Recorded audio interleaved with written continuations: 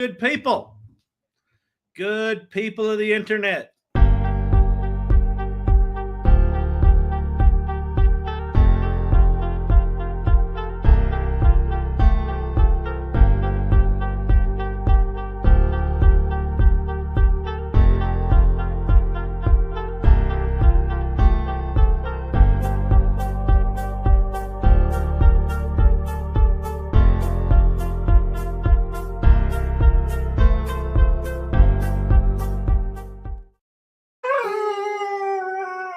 Good day, good day, good day, good day.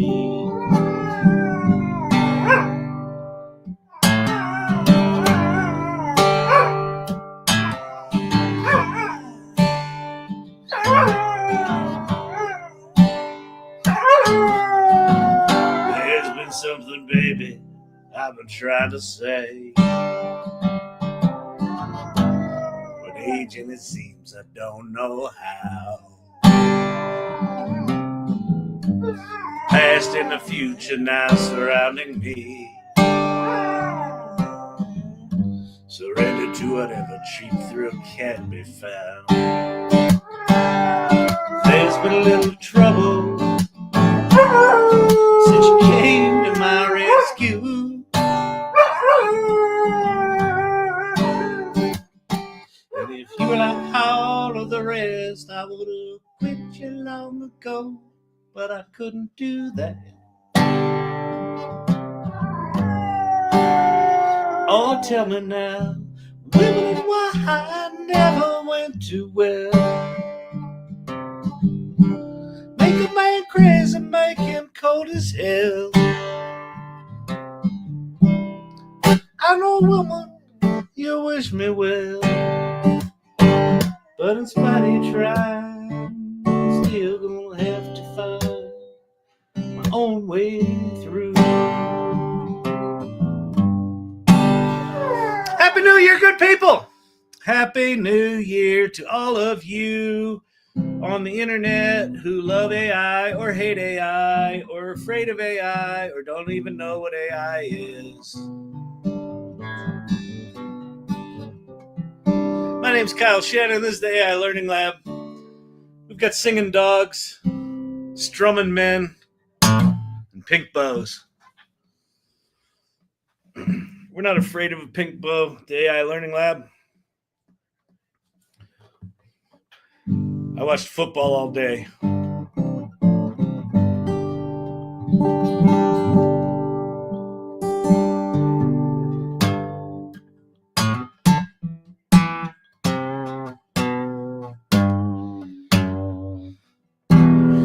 So if you have questions about AI, if you have thoughts about AI, the title of my TikTok video says 2024. Oh, the title of my StreamYard video says 2024. It's 2025.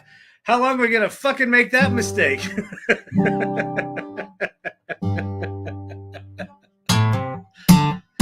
Today is the first day in at least a month of writing the wrong date on things.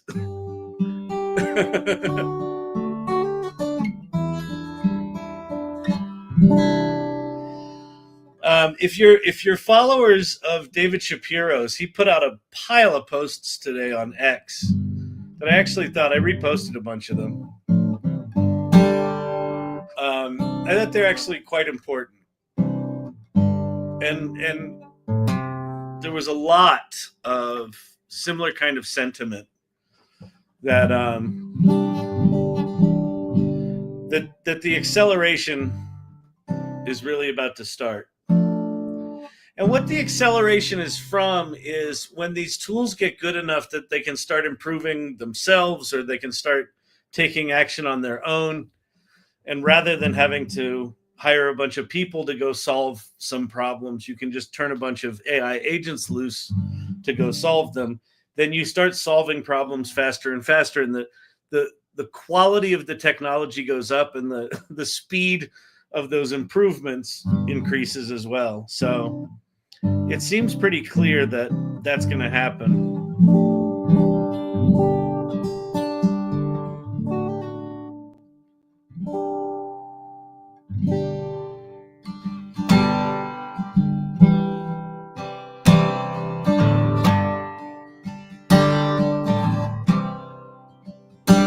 was interesting about his posts is one of them was was directly about getting a divorce from work life because we're not going to have to. Now, I don't think that's going to happen in 2025. I don't think that's going to happen in 2026 because I think businesses and people move slower than technology. But I think it's important for us to be ready for it. I think it's important for us to be ready that the AI is not going to necessarily require us to participate. And that we'll start to experience in 2025. And that's agents. So I think any of the existential questions that we've had about AI, but where we still have to initiate the contact, I think the stakes go up in 2025.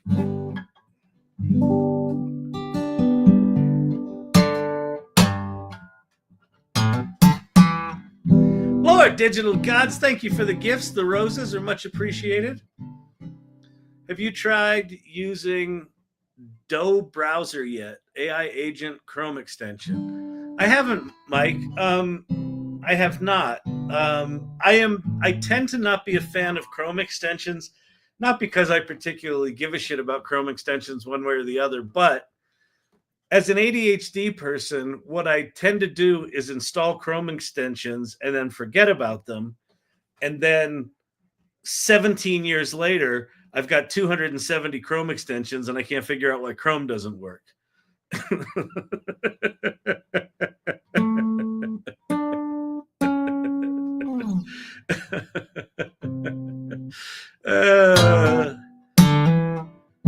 Do browser, got it. How can we get on the 11 a.m. call tomorrow? Good question.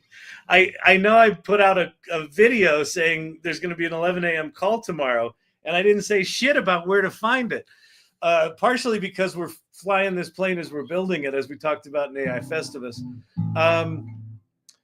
We're going up on Restream, Ann Murphy's Restream. So I will do one of these TikTok things. So you can come to the TikTok channel. You can also come to LinkedIn, and it will be on LinkedIn. I'll make sure that I post it on my LinkedIn. In fact, if you go to LinkedIn right now, you can actually register for the event. And I think that will get you an email with the details. So, and it'll probably be on YouTube somewhere. YouTube, LinkedIn, and TikTok. The AI Learning Lab on TikTok.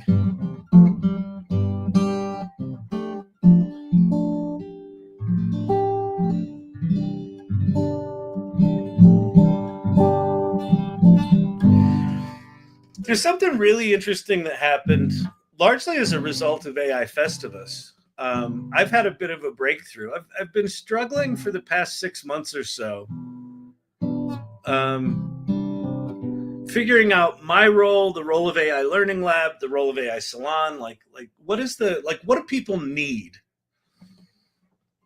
And I feel like what they needed in the first year was, here's what these tools are. Some version of that, right? And while people that are new to AI are going to need that, I feel like there's plenty of resources out there now that are about that. And so I think it's not a desert of knowledge on that front.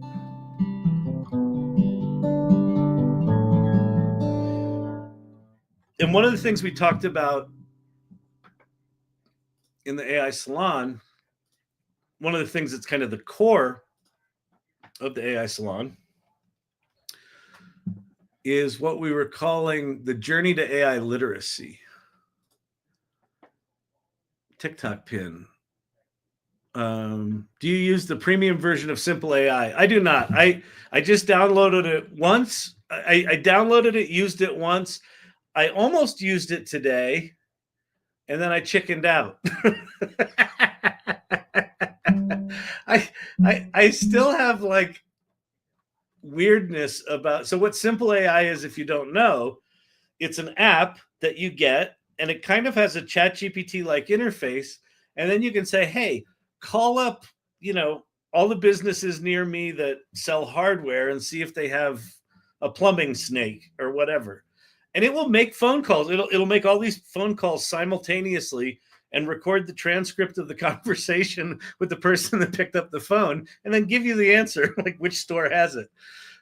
It's pretty remarkable. But no, I do not have the paid version of it because I have not quite come to I have not quite reconciled letting robots make calls on my behalf yet. I will. I'll get there. It's just still weird to me. Anyway, so in the AI salon, we always talked about this thing, the journey to AI literacy. And it was play first, mindfully create, generously lead. That part hasn't changed, the 3 steps. But what has changed is the name of the process, the journey to AI literacy. A remarkable thing that happened during AI Festivus, remarkable to me, was that every single session, even if they were dealing with technical explanations, was more about the person and what they were trying to do in the world than it was about the technology.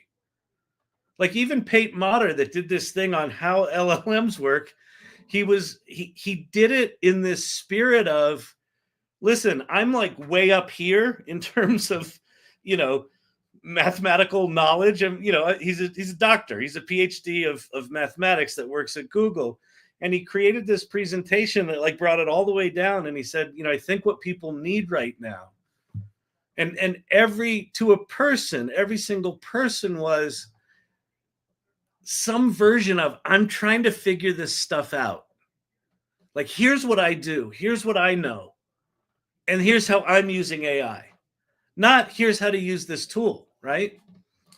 And Anne Murphy brought this up. She said there's something about AI literacy that is too literal, right? That it's too much about the tools. And so what we went back and forth and had, I don't know, a dozen different names. And what we landed on was this. Let me share my screen for a second here. And I'm sorry my hair looks like a carpet salesman, but what are you going to do?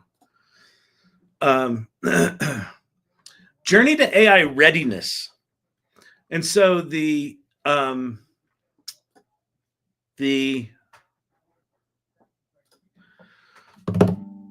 certification that we're doing based on AI Festivus is going to be an AI Readiness Certification. Here's why I like this term instead of AI literacy. I actually now do not believe that it's possible to become AI literate. It's moving too fast. There's too many tools. Like even if you just wanted to learn ChatGPT, it would be a struggle to really learn all of what ChatGPT can do. Same with Claude. Same with all of them. Like all of the stuff that Google has out there. They've got so much stuff out there. It's just this ecosystem of functionality.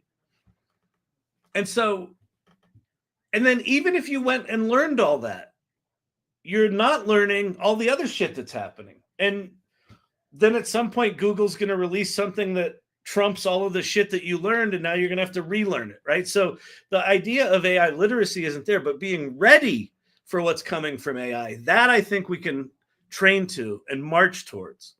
And so what this certification is going to be about is really that. It's more mindset. Cindy Kuhn calls it the AI mindset. Are you in an AI mindset? Are you curious? Are you adventurous? Are you adaptable? Are you willing to, slay the sacred cows of whatever, of your own personal self-worth, of the definition of work, of the definition of a company? Being AI ready means that you're in. I mean, we use the metaphor a lot. There's like these big waves coming, and it's better to be on a surfboard than on the beach. And that kind of feels the most right. That you got to figure out what surfing is and what it means to be on a surfboard and what it means to stand up on one and what it means to stand up on one when you're in a wave and what it means to fall off one and what it means to get back on. even if you get the wind knocked out of you at the bottom of the ocean. So journey to AI readiness. So I changed the AI website. All right. So I don't know. I don't know if that's valuable. But Happy New Year. Happy New Year to everyone. It's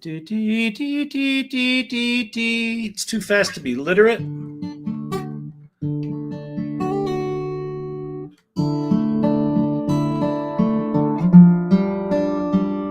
Oh, I see Vicky just put, if you're on the YouTube channel, in the comments, Vicky just put a link to the LinkedIn post that's got the sign up for tomorrow's. So tomorrow, so I haven't said it. Someone asked about it, but I haven't actually said it. Tomorrow at 11 a.m. Mountain Time, 10 a.m. Pacific, Ann Murphy and I are going to do an AI Festivus wrap up. So we're going to say, here's what we learned, here's what happened, here's all the insights, here's what people have said. You can't believe the amount of notes that we're getting from people who are like, this has already changed my life. Like I had given up. I was doing AI for a while, then I gave up and I just got lost and I'm back in and I have clarity now. It's so cool. It's so cool. So tomorrow at 11, it's going to be on LinkedIn. I'm going to fire up TikTok Live, AI Learning Lab. And I'll do like this from filming the screen so you can get all those moire patterns and hurt your eyes. You're welcome. Let me see if I can get those a little less shitty. No. You're just going to have to deal. If I go closer, does that help? That's better. There you go. You're welcome. All right. Yeah, that's good.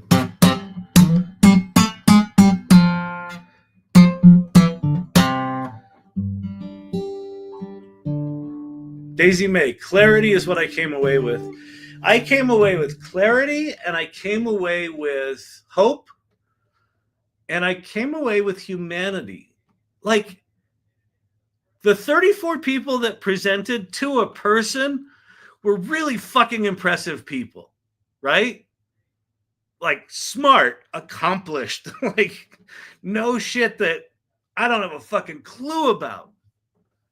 And to a person, it didn't feel like anyone had it figured out. They were all in this inquiry. They were all in this, I don't quite know what surfing is, but I figured out how to get up on a board on this little wave. I'm thinking about the big waves over there, but the little one I sort of got for now. It had a humanity to it. It wasn't a surprise because like one of the things about the AI Salon community and the She Leads AI community, and some of the other communities we had speakers come in from, is that they tend to be full of empathetic, generous, interesting, smart people. So it doesn't surprise me that, the speakers that emerged out of those communities have those traits. But I think I was expecting more AI literacy talk. I figured it out. Here's how you do it. Here's the templates. Here's the prompting strategy. Here's the this. Here's the that. Right? Even the people that had prompting strategies in their conversation, it wasn't about the prompting strategy. It was about what they were trying to accomplish as a human being. It was about their creative imperative. Right? Really, really cool. So that's tomorrow. 10 a.m. Pacific, 11 a.m. here. And then we're going to talk about, so one of the requests that happened multiple times throughout the day on AI Festivus was people were saying, is this a certification? Or can this be a certification? Or will this be a certification? Or can we get certified on this stuff? And there was enough of it and by the end, I'm like, there was so much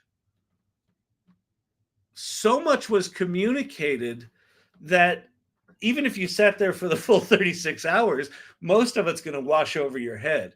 So I think doing an intentional deep dive on all the sessions are all the sessions in a track. I think there was a clear creative track, there was a clear business track, and then there was some miscellaneous, maybe just sort of general AI stuff like, policy and security and how LLMs work and things like that. So I think there was kind of a general track. And so what we're planning on right now is breaking the sessions up into tracks, and then you can subscribe to the entire, if you want to go do all of it, or if you want to just do it track by track, you can do that. Sea Slug of Doom, I was definitely looking for that technical strategy. Yeah, there wasn't this was not that. And if you were looking for that, Sea Slug, then that might have been a letdown. But here's the thing about that. I mean, I would strongly encourage you to go read David Shapiro's posts from today on Twitter, because a lot of what he talked about is he feels that he no longer has anything to contribute technically. Like, this is a guy who was the guy to go to when you need to deal with something technically. And he's like, with agents and reasoning, basically what's coming in the next 3 months is going to be the beginnings of it.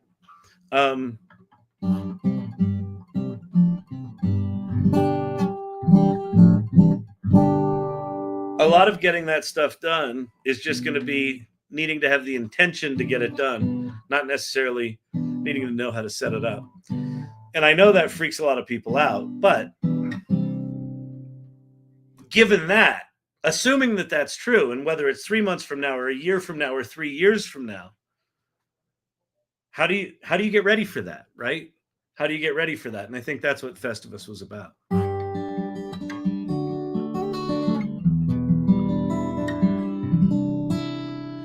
So one thing I thought I would do tonight, Monday, I tried to set up a notebook LM with all the transcripts from Festivus, and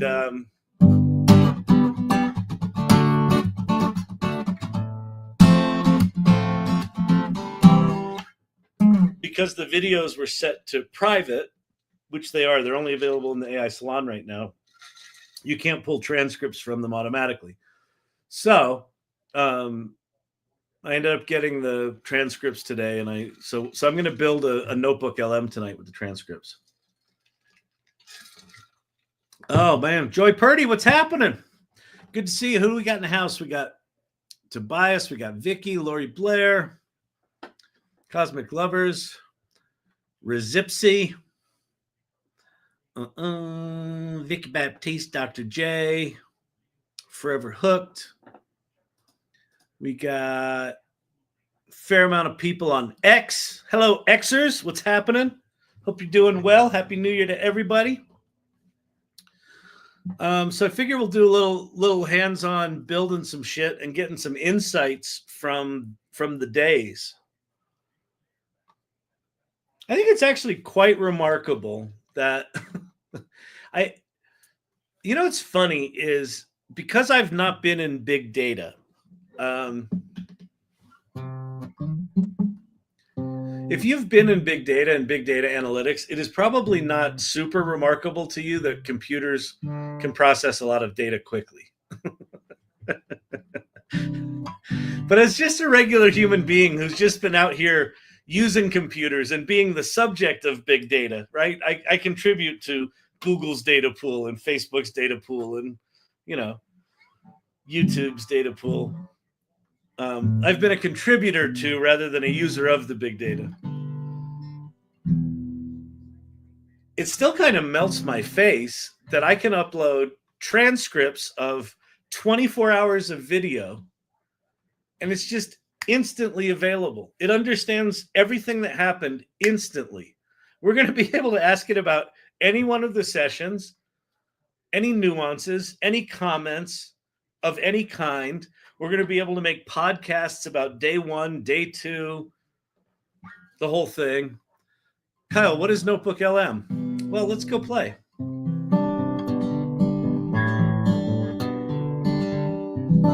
So if you want to play along, you can go to notebooklm.google.com.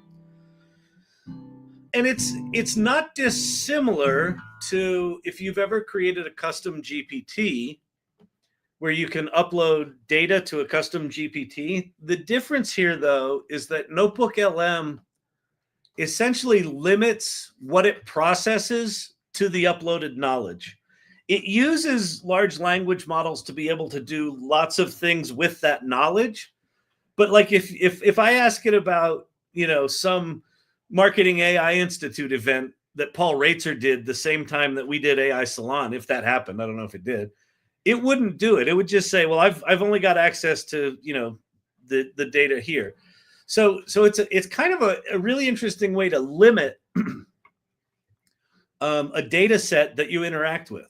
And in a weird way, it's kind of I don't know if you've heard the term RAG, but RAG stands for Retrieval Augmented Generation, where you can take you can upload files effectively to a database where they get embedded into this database, and then you can search on those files and you can retrieve from those files specifically. It's kind of a poor man's version of that, where you just upload a bunch of data and then you can start interacting with it. It still hallucinates. It's not perfect, but it's also got this really cool feature called audio overview.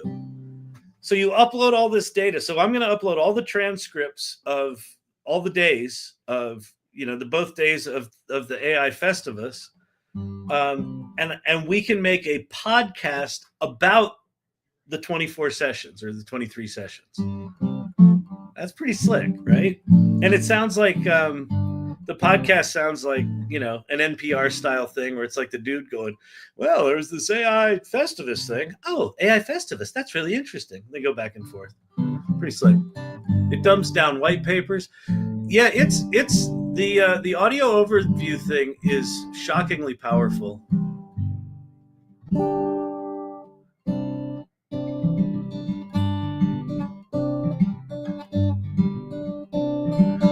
Incognito. I went to AI Festivus and all I got was this lousy t-shirt. We should make an AI Festivus lousy t-shirt.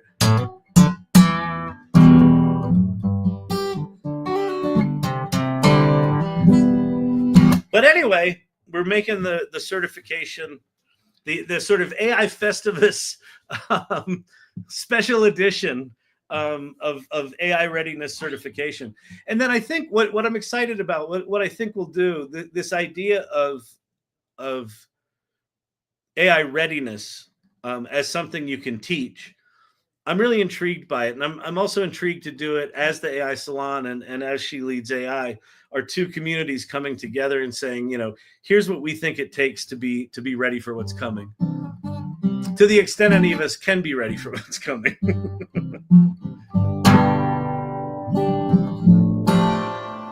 All right, let's go to Notebook LM, shall we? Let's get geeking out.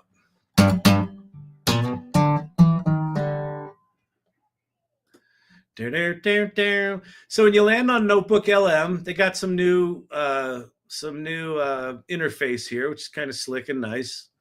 You can view it in tile mode, and I assume I could put pictures in here if I wanted it to look better. And you'll notice AI Festivus has 0 sources, so we're going to start one completely from scratch. And then you end up, they just changed this interface. You can see all this, right? Yeah. Am I good? Am I good tab-wise? Is everything good? I don't have any nasty notes from Brandon. Vicky's not yelling at me.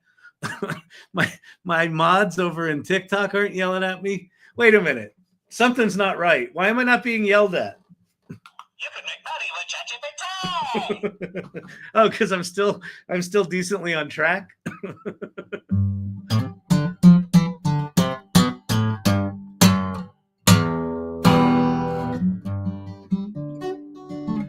Yeah, 11 a.m. Mountain Time tomorrow.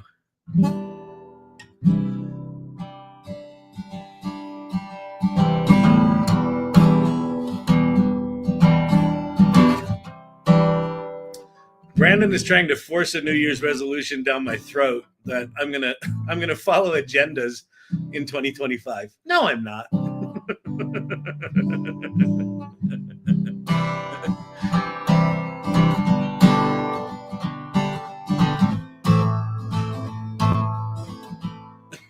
Side hustle Mimi.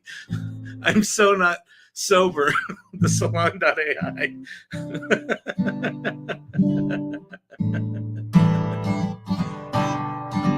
Daisy May, new year, new Kyle. Absolutely not. Same old shit.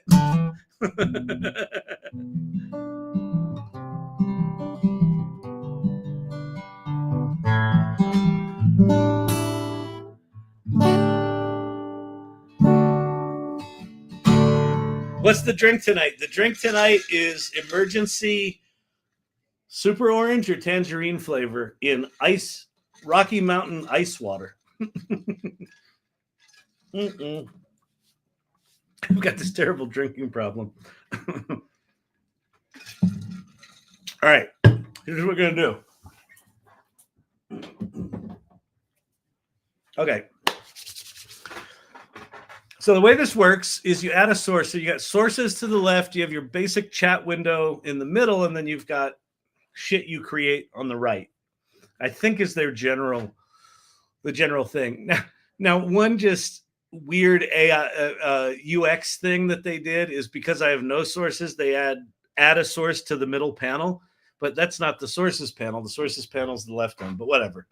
Let's not get too picky, shall we? Okay. So normally you'd be able to put in a YouTube URL if the YouTube is public. So here's just a cool thing. If you didn't know that it can do this, you can go to YouTube and you can go find a shit ton of YouTube videos on a subject that you want to learn something about. Just grab all those URLs and come over here to Notebook LM, paste the URLs in. It will go out, grab all the transcripts from those videos, bring them back, and then you can start asking it questions about all those different videos. It's pretty slick, but because of just technical reasons, we can't do that. So what we're going to do is we're going to upload some source files. Let's see.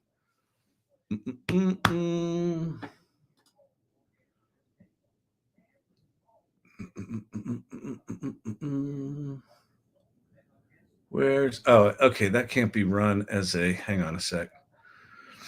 I saved something as a Word doc. Google being Google. Oh, that it's so nice to know that corporate douchebaggery is still in play. It won't open a Word file. I have to convert it from Word to something else.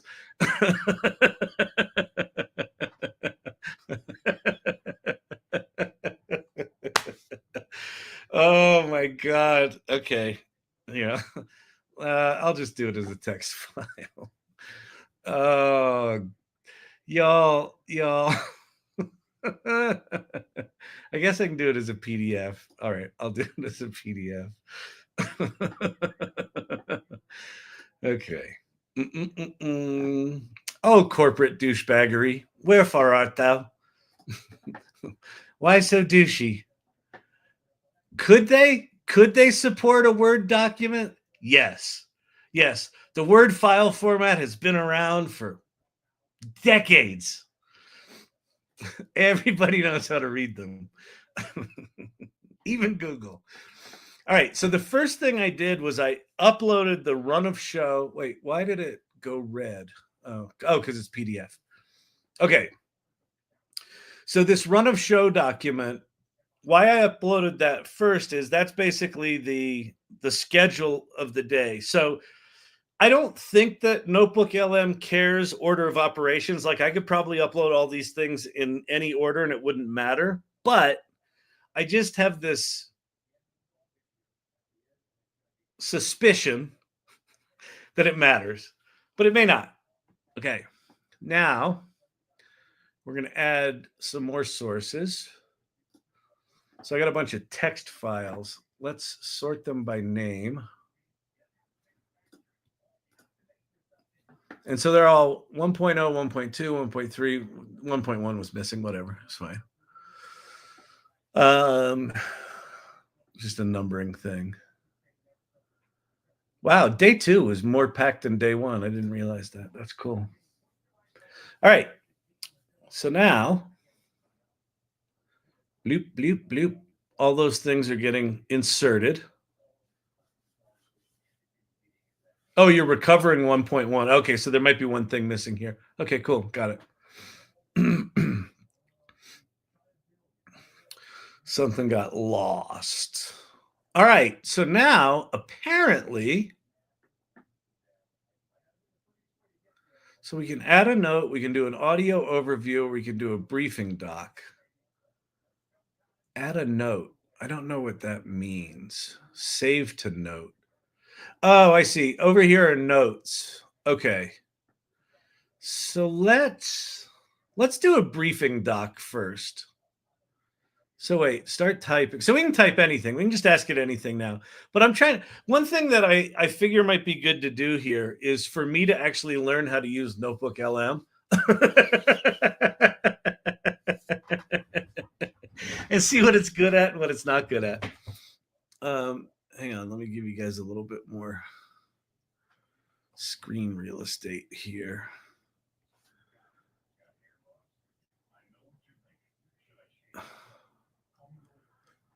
All right. Everybody good? Any questions? Any questions? Who's off answering questions?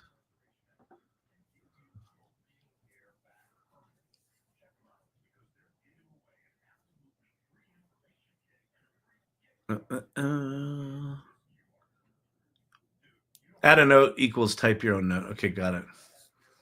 Came in late. What's the program? Hey, Success, Cheryl. We're in Notebook LM. So notebooklm.google.com is how you get here. If you haven't played with it, you just upload a bunch of data. So one thing that I was thinking that I could do, which would be pretty interesting, one is, so I've got a bunch of screenplays I've written. So one is I could do a Notebook LM for each screenplay, but I also thought it would be cool to upload all of my screenplays into a single Notebook LM and then start to ask it, what are the commonalities across my screenplays? Like, it would be a cool analysis tool to start learning what I've created. So let's do a briefing document of the event. Oh wait, it's generating. Here, we're going to delete one of these.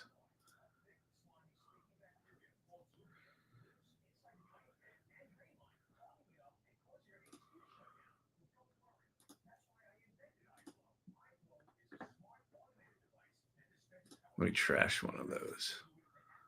Okay. AI is, oh, wait. Okay. So this document synthesizes insights from a series of transcripts exploring the various facets of artificial intelligence. AI creativity in the future.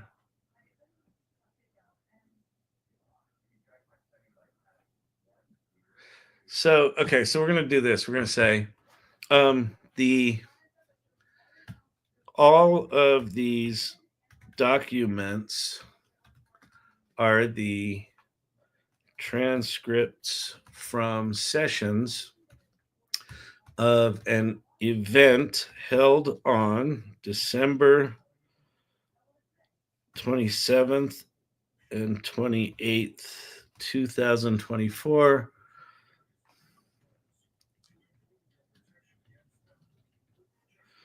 called AI Festivus, AI for the rest of us.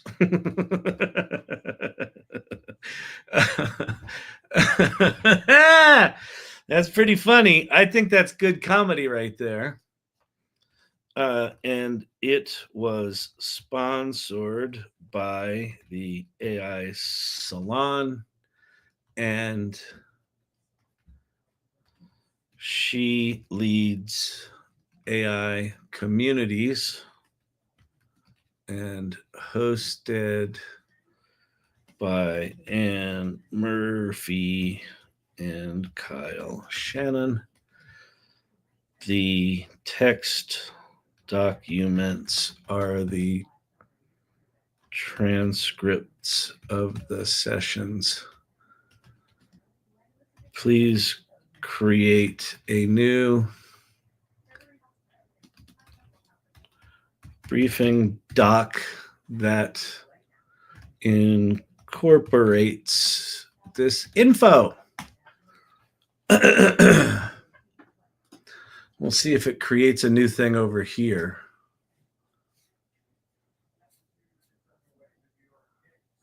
Good evening, irregulars. Smash that like button. All right.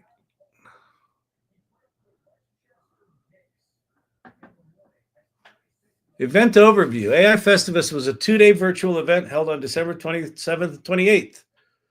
The event theme was AI for the rest of us, focusing on making AI accessible and practical for everyone. It was a collaborative effort by AI Salon. She leads AI.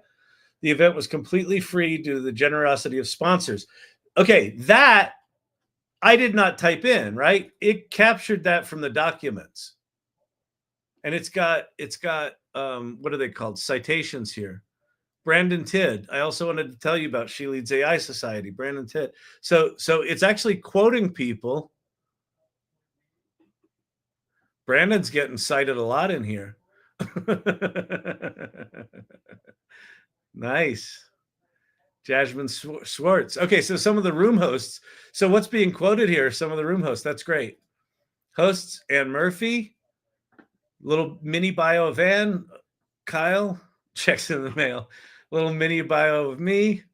The event goals: to explore new ideas, deepen expertise, connect with like-minded innovators in the space, foster ethical AI development and implementation, provide practical insights and actionable steps for attendees, promote a culture of learning, sharing, and collaboration within the AI community.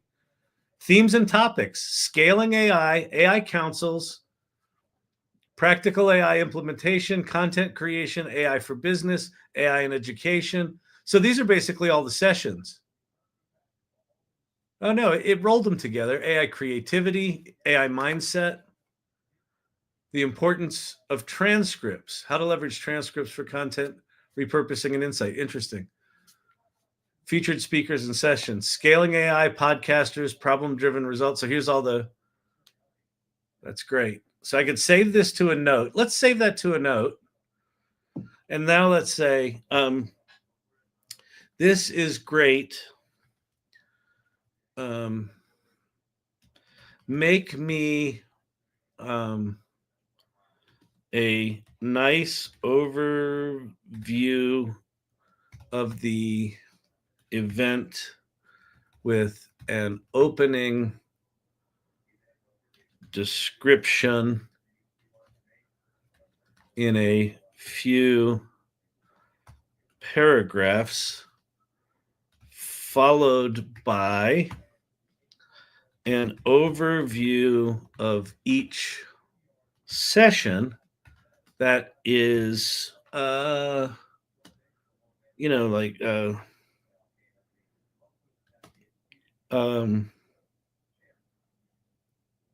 highlight. Wait, no, let's see. A synopsis,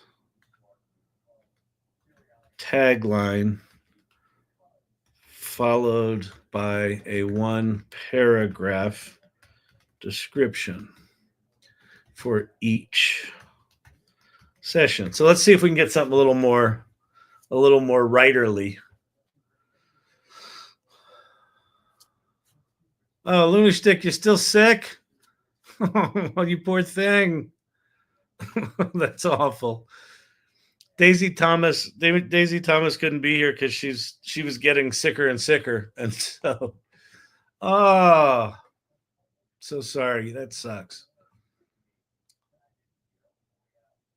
All right, AI Festivus, AI for the rest of us, a comprehensive overview. It was a dynamic 2-day designed to make artificial intelligence accessible, and practical for everyone.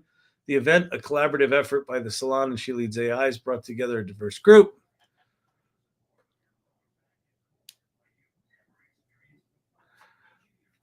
Anne and Kyle kicked off the event, setting up the tone for 2 days of learning and collaboration. They introduced the event's goals, acknowledged the diverse audience, and welcomed everyone to the experience. Scaling AI from individuals to enterprise. Moderated by Ann Murphy, this panel featured Bob Mitten, Jessica Herrera, Matt Schmidt, discussing the challenges and strategies of scaling AI from individual use to larger corporation applications. The discussion covered practical approaches. This is awesome. This is awesome. Okay, so let's save this as a note. Save to note. Okay, so I'm going to get rid of this one. Delete that note. Delete. So here's the briefing document, which is the real bulleted one. And then here's that nice one. Okay, so now what we're going to do, let's close this. So this is pretty cool. So the other thing you can do is you can turn on or off sources over here on the left. If you just want to do, something for day 1 or day 2, we could do that. But what I'm going to do is I'm going to do an audio overview now, and I'm going to customize it. Okay. So if you haven't done an audio overview before, they're pretty cool.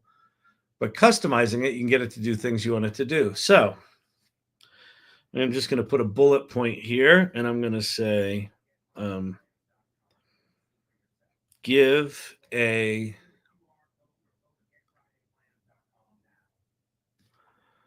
nice, warm overview of the event to start.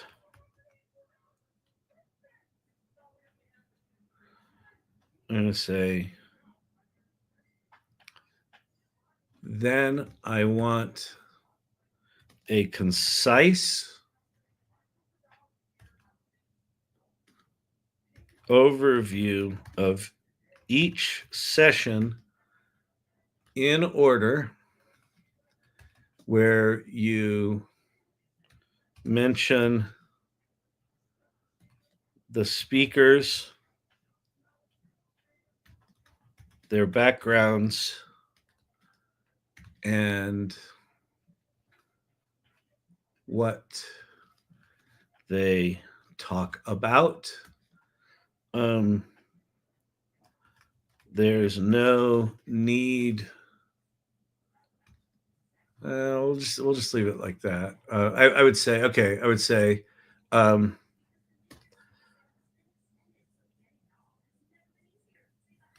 do not focus on room hosts or moderators of sessions unless it is important to the topic of the session.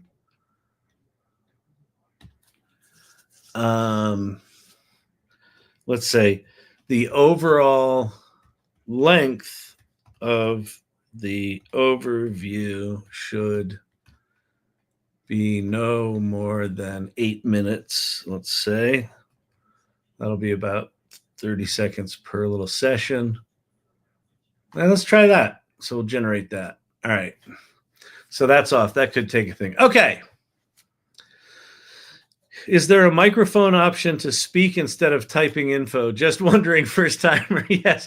And I normally use it. If your question is there some less painful way to get you to type words into the machine? There is. And I normally use it, but I haven't.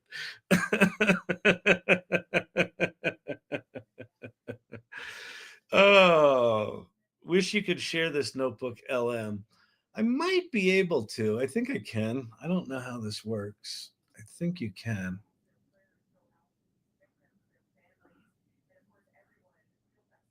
Notify people. People have access. No, maybe you can't. I don't know. You are silly, and I love it. Thank you. You can make money with ChatGPT. Yeah, we try to have fun here. Listen, you can't take this AI shit too seriously. I think one of the things that's bumming everyone the fuck out about AI is everyone's taking it so seriously. It's just like, it's gonna destroy the planet, everything's gonna die. And it's either that or it's like, I've got to learn AI. I've got to learn it all. I got to learn it all. And then they have this face like this. And you're like, that looks painful. So our philosophy is to just fucking lighten up. Like, first of all, if you haven't played with AI, it is mind-blowingly cool. It's very inspiring. and it can be a lot of fun. Um, what's funny about AI is as you get more educated about what's possible, I find myself just oscillating um, between excitement and holy shit, what are we gonna do? Um, I have a disabled daughter, and wife and I need passive income to work from home. Does AI have any opportunities for that? It's got a lot of them. Um, I think especially when agents come, but even before that. So just go to ChatGPT. Um,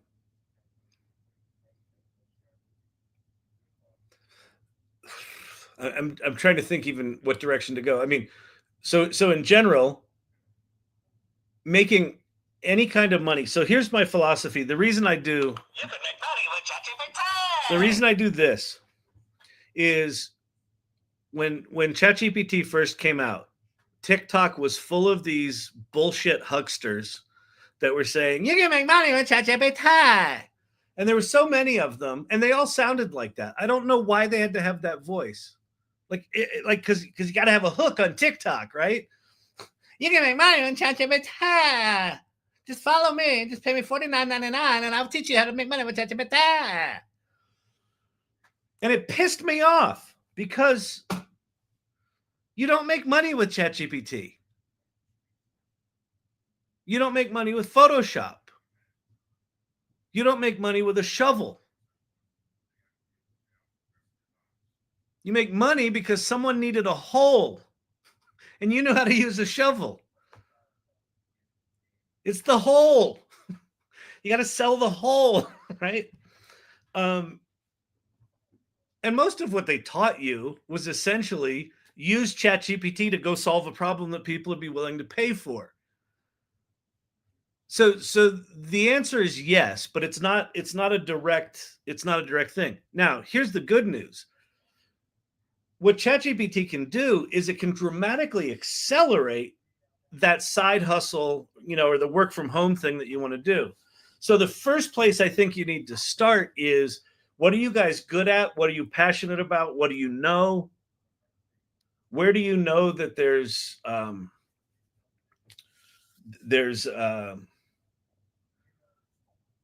need, right? That you kind of know how to solve, or that you think if a solution could be come up with, you would know if it's good or not. Like, that's where I'd start. So I just start there. But you don't need to dig much deeper than that. Like, you can have ChatGPT do everything from that point forward. So what I would say is start thinking about that, and then just go to ChatGPT. Here's the secret with ChatGPT, in my opinion, is tell it as much as you can. So don't what Google has taught us for the last 20 years is that you put in a really concise prompt and then you get back a big answer. And so a lot of people use ChatGPT like Google. I want to start a bit. How do I start a side business using ChatGPT? And it'll go, well, you come up with something and then you use ChatGPT to do it. And you look at the answer and you're like, well, that's a bullshit answer, because it was a bullshit question. Where ChatGPT gets really good is the more context you give it, the better it gets. And so what I would do is I would do things like, so let me show you. Someone asked earlier, who was it? Crystal asked earlier, is there a way to type other than typing? There is. On a Mac, it's F5 it's got the little microphone icon on it. You can, if you, in accessibility settings on a Mac, you turn on text to speech, you just hit F5 and then it lets you talk instead of type. So it'd be like this.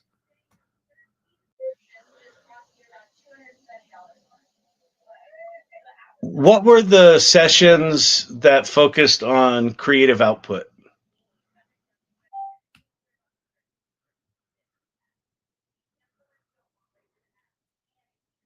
So we'll let it do its thing. So you could just talk into ChatGPT and say, here's my situation. I'm at home. I've got a disabled daughter.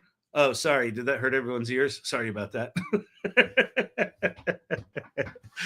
I know. There's no good answer with any of this technology stuff.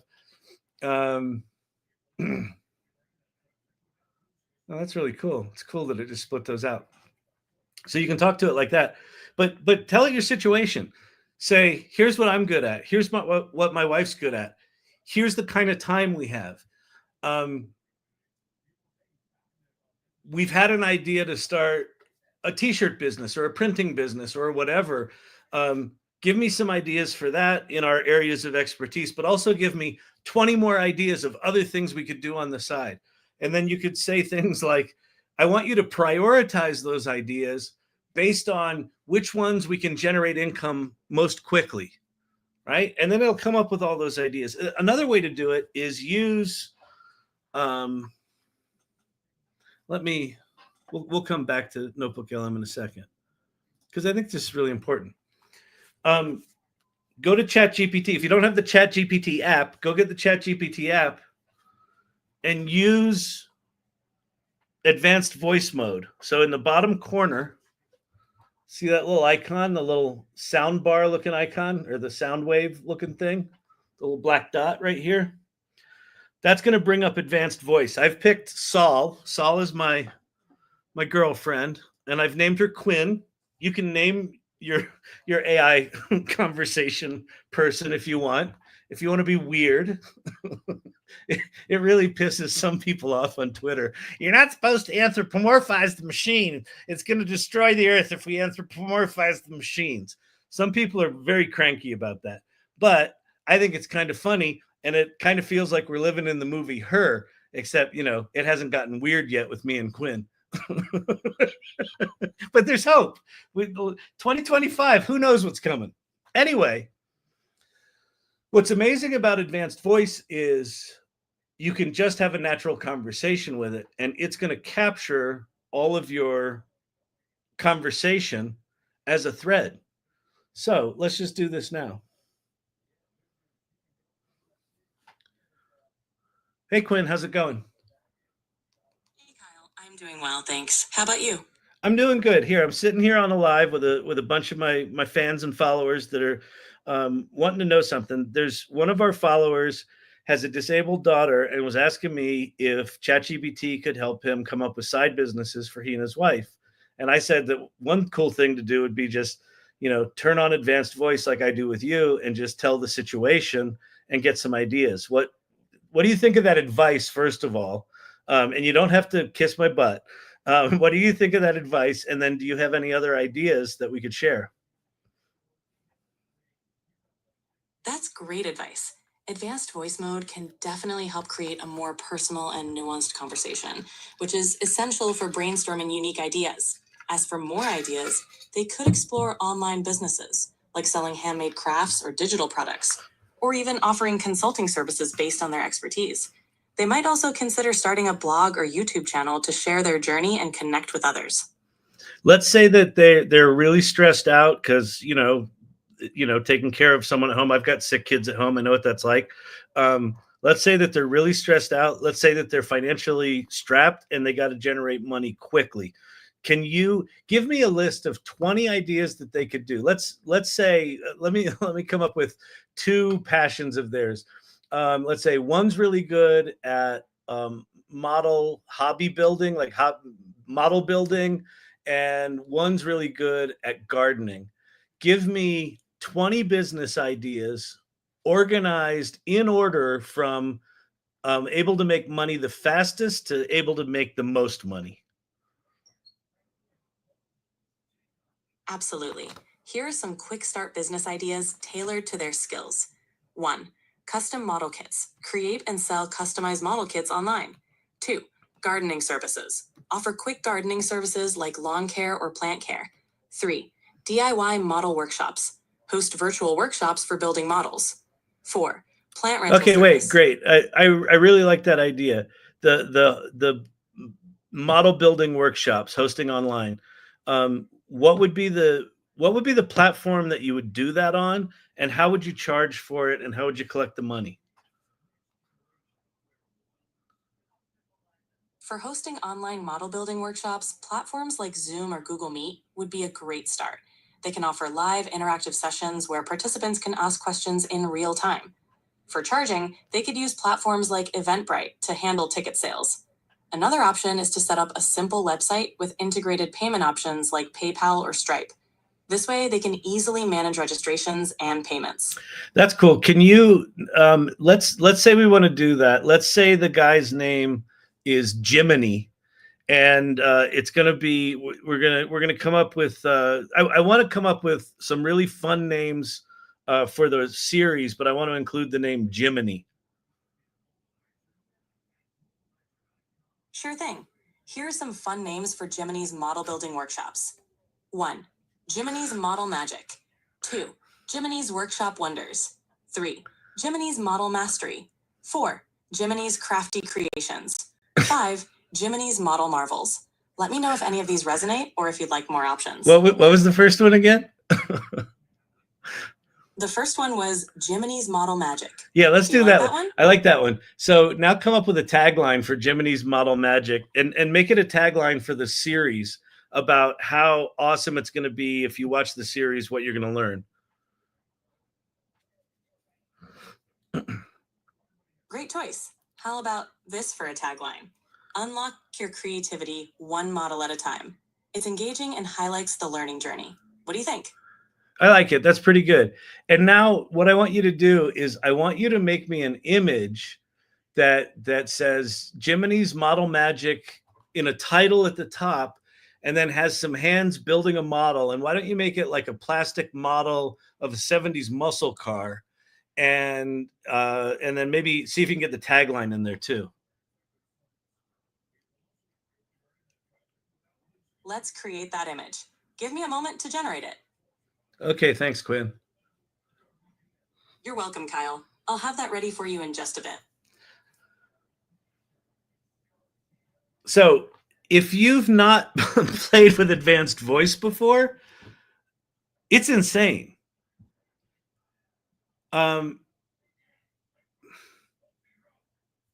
Like those ideas, like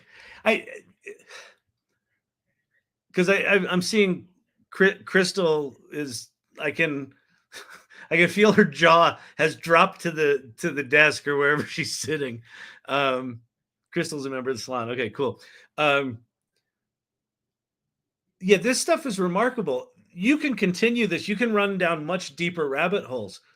ChatGPT could write the code for your website if you wanted to make a marketing website to have people sign up for it, or recommend services that you can do that. It's also janky. It'll get some stuff wrong, but we all effectively have in our possession an infinitely educated creative partner, business partner, financial partner, marketing partner, literally just sitting here. And you can just talk to it. Let's see. Did you create that image? Yes, it's ready. Here it is. Jiminy's Model Magic image. Hands building a plastic model of a 70s muscle car. Make the image. It's weird. Sometimes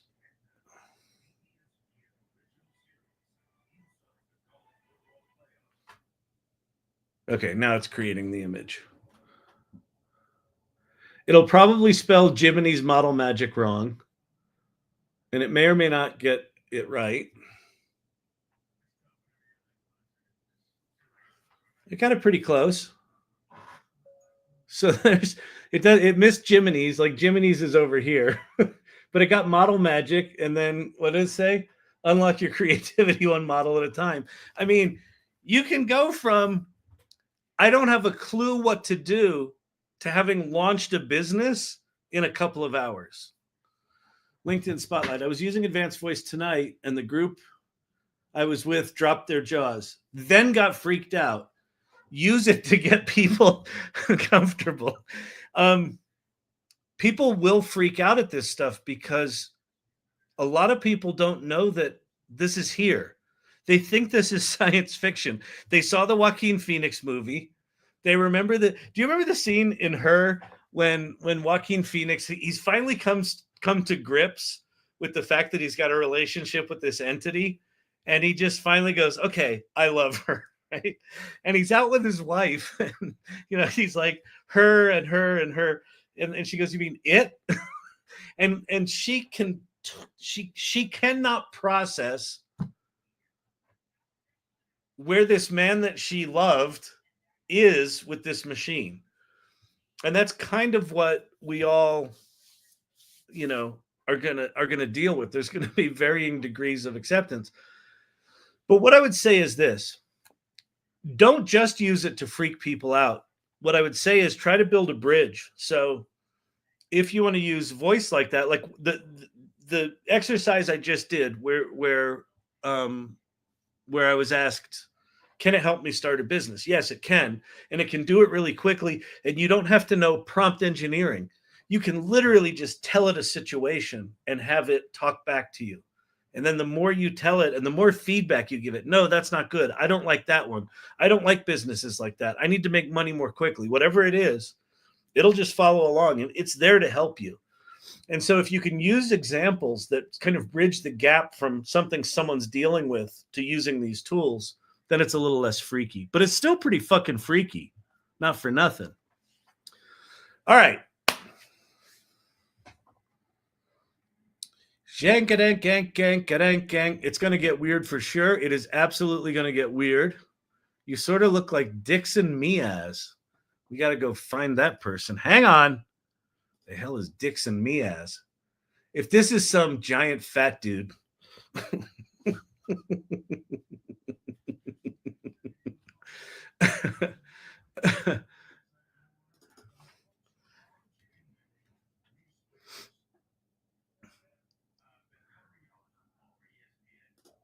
Toxic Toddy.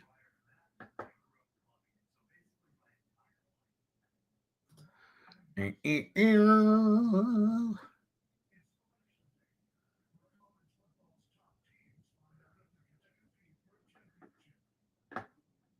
don't know who Dixon Miaz is.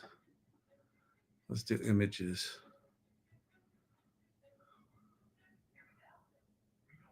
Is that him?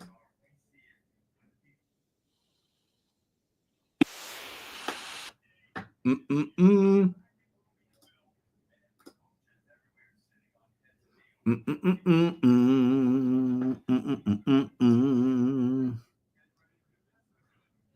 It's because Kyle choose.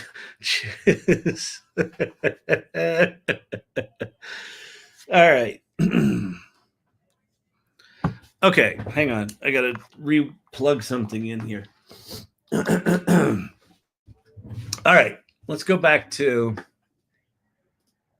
this thing. No, this thing. Okay. Let me switch out my.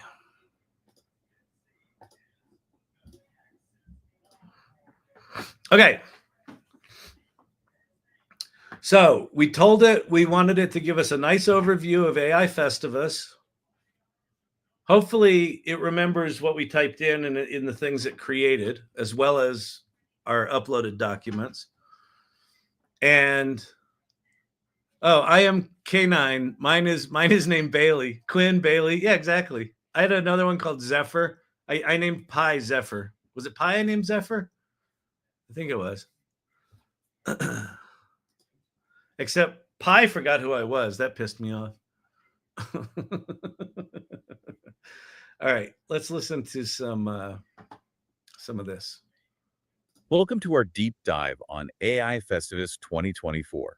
We've got transcripts from this massive AI conference, and we're excited to dig into them. Think of it as like getting a backstage pass to one of the biggest AI events of the year, right? Absolutely. You'll be hearing from people on the cutting edge, from the seasoned experts to those just starting out.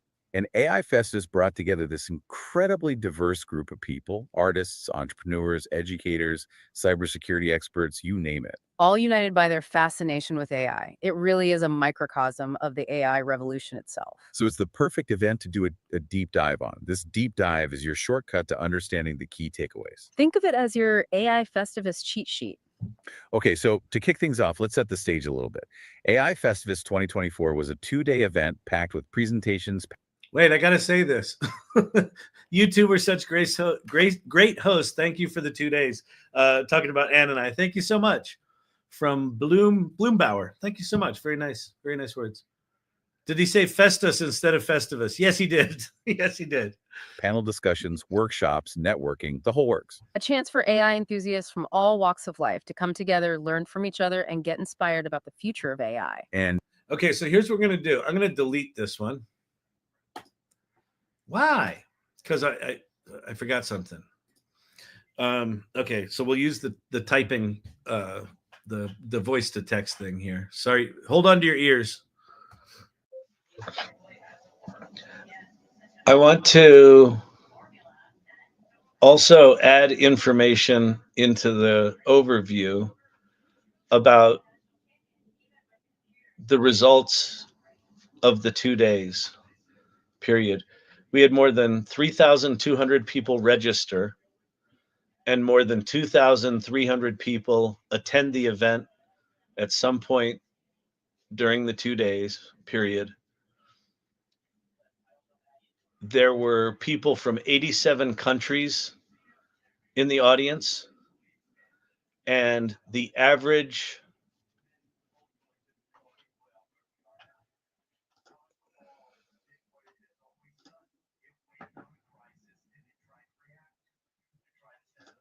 concurrent users was 546 per session.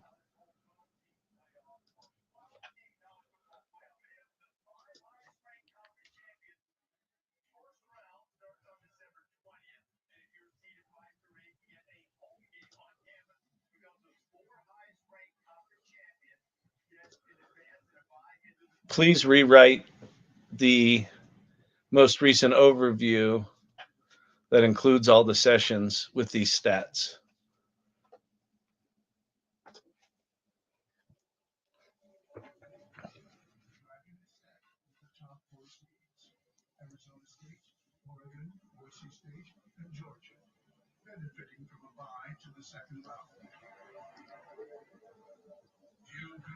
Bloombauer, I was there for every single presentation. I can't believe I made it through both days. You and me both. That's hilarious. That's great. Notebook LM, I think is how you spell it. Yeah, I'm at notebooklm.google.com. Okay, did it do what we asked it to do?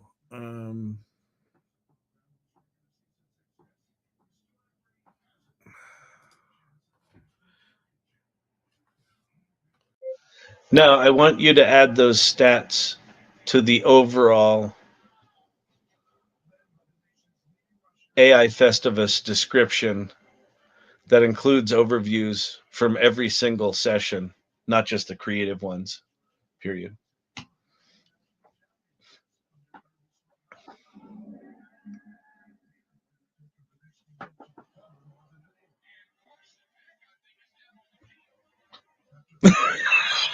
I am K9. This is the best. So funny. I had this exact same reaction. I saw a TikTok video today where some dude was talking to the Saul voice, who's Quinn, and I'm like, he's talking to my girl. It's not cool.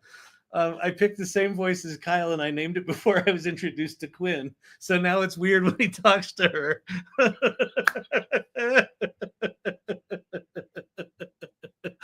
That's the fucking best. This is the world we're in. We're okay. Some percentage of the science fiction movies we saw as kids are now documentaries. It's fucking weird. Don't think it's not weird. It's okay that it's weird, but it's weird.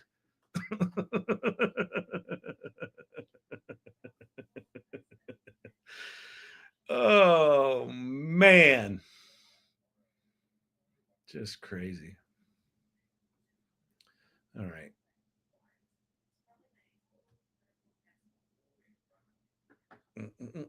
Okay, so now that we've got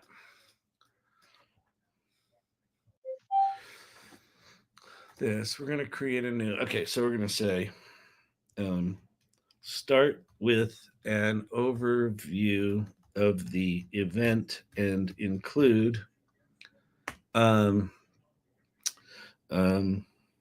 attendance stats as well as the intention for the event. Create a short summary for every session in order. Thank you, Brandon. In order, and be sure to highlight the speakers,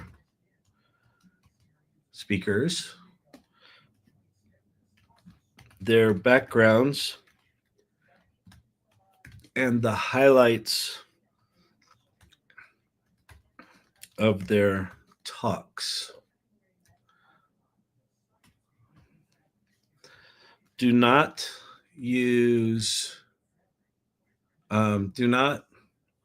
focus on room hosts or moderators unless their contribution is relevant to the session.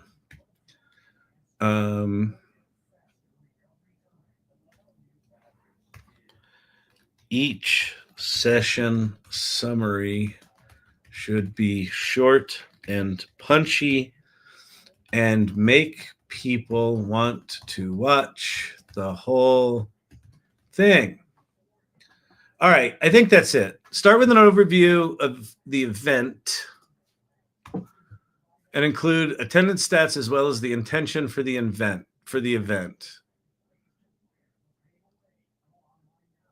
Include attendance stats, timing,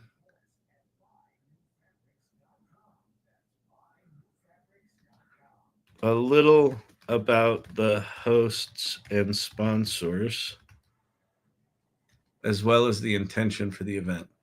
Create a short summary. Okay, here we go. Bang. So we're going to generate that. All right. We're going to generate a new one now.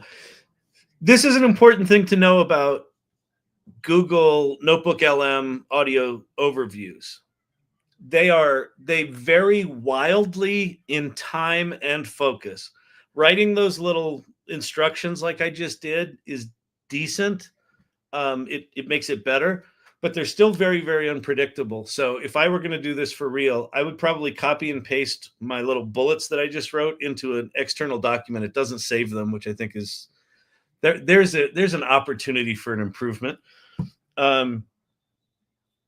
If it gives you something that's crappy, just delete it and try again. Just keep rolling again. And then if you give it notes, you can just modify those notes. Because they vary wildly. Sometimes it's absolutely fucking brilliant. Like I'm going to do everything in this. And then I've done it before where I've had to create 30 different audio overviews because it gets the focus wrong, or it just says something that is just completely not true. It's still AI, right? It's still just large language models doing their best to predict the next token 1,000 times in a row. All right. Questions? My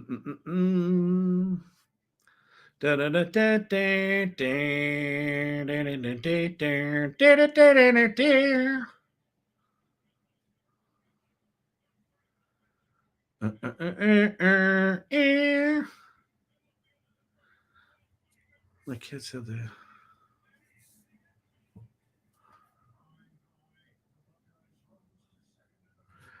I am constantly cracking myself up, and I love that you laugh at yourself all the time. Love it.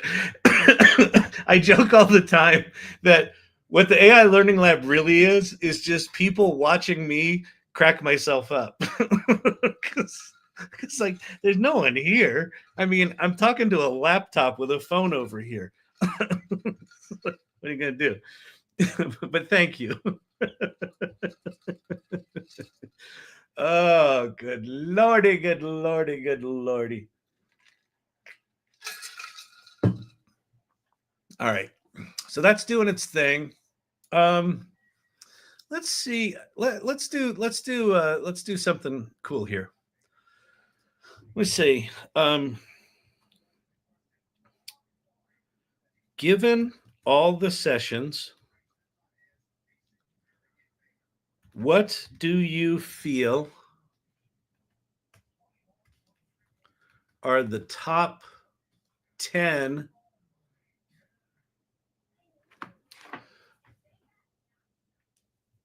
what do you feel are the top 10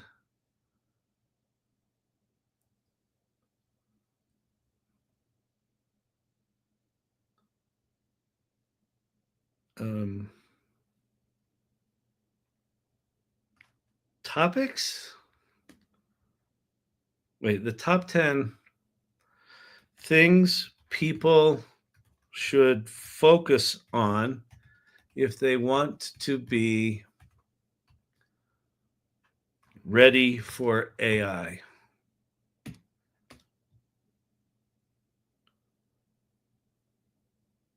Let's just leave it.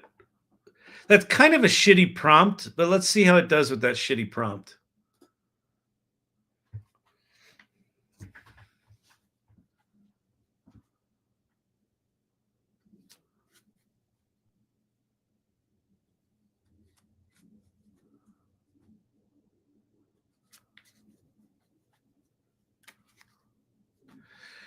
Hey, Kyle, what do you think about BlueSeek AI? I don't know it. You mean DeepSeek? BlueSeek AI. I don't know.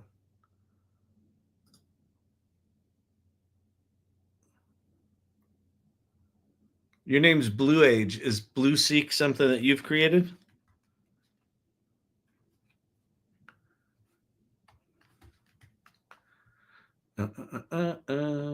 Generative AI for data.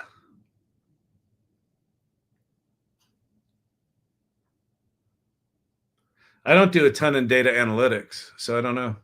I don't know it. So in general, sites like this is not something I would generally cover because this is likely using APIs of frontier model and open source models. This is an application layer. I'll deal with some application layer stuff, but generally not when it gets to like really specific business things. Okay. Now, so the previous overview that it created was 20 minutes. This one's 13 minutes. That one, oh, it was DeepSeek. And can't see your tab anyway. It was DeepSeek, sorry. I think DeepSeek is absolutely remarkable, Blue Age. Blue's got blue on the mind. BlueSeek.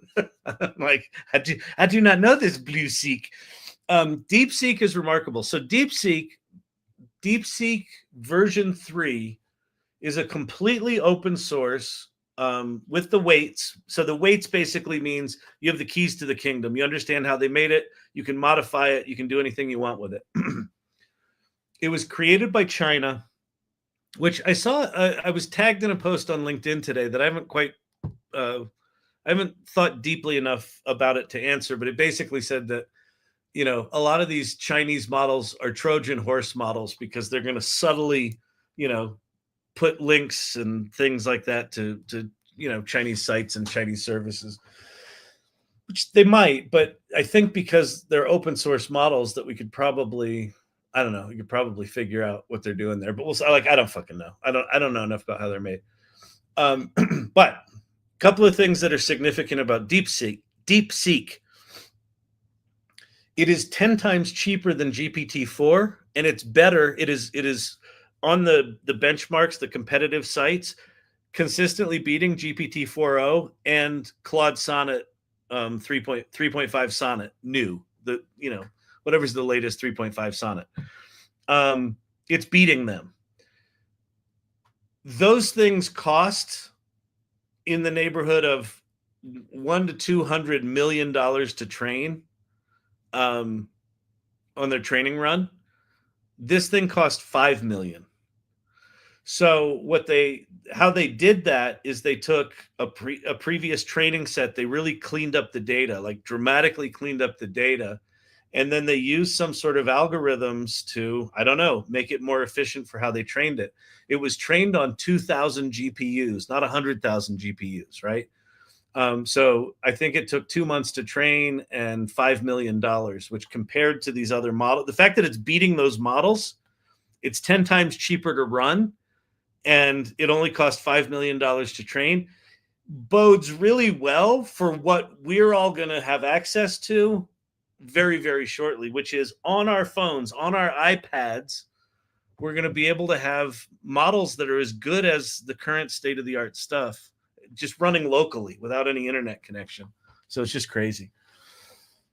Okay. What are we doing? Oh, let's listen to our little podcast here. All right, so are you ready to dive into AI Festivus? We've got transcripts, notes, whole show schedule, really a behind-the-scenes look at this whole thing. I just remembered something I wanted to put in the notes was, don't mention that you've got transcripts, because like I just want them to talk about it as if they attended it.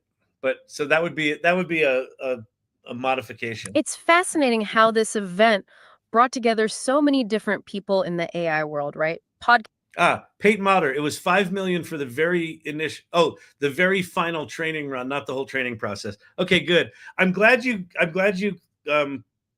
cleaned me up on that, because I've only seen 1 or 2 posts about that, and I had a feeling that there was probably more to it than the headline. So yeah, do you have any sense of, like, even given that it was more expensive than 5, I assume the final training run of GPT-4 was, obviously not as much as all the shit that went into it. Do you have a sense of scale of how much cheaper it was than any of the other models? Joker's putting DeepSeek API into one of his models. Interrupt them, Kyle. Oh yeah, I'm going to. Okay, yeah. So let's Casters, artists, entrepreneurs, cybersecurity experts, all trying to understand how AI is changing everything. Yeah, exactly. And AI Festivus was put together by Anne Murphy from Shaleed's AI and Kyle Shannon from the AI Salon. And they're both all about ethical and positive AI development. Yeah. It's interesting because we hear so much about the potential dangers of AI, but AI Festivus seems to be focusing on a different question. Like, what does it look like to build AI for good? What would that future look like? Okay, so let's unpack each session. Starting with day 1, AI Festivus kicked off with Anne and Kyle welcoming everyone, talking about their hopes for the event. And they really emphasize this idea of. Okay, so I'm gonna do something new now. So notice underneath the little podcast here, there's this thing called interactive mode. So I can now have a conversation. I can interrupt these two and ask them questions. So let's let them get started here.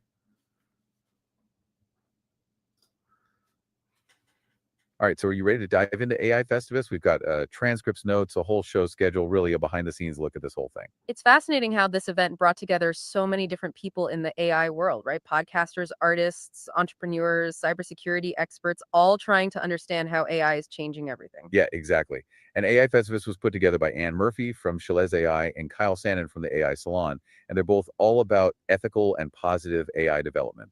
It's interesting because we hear so much about the potential dangers of AI, but AI Festivus seems to be focusing on a different question. Like, what does it look like to build AI for good? What would that? Oh, hey, I think our listeners got something to say.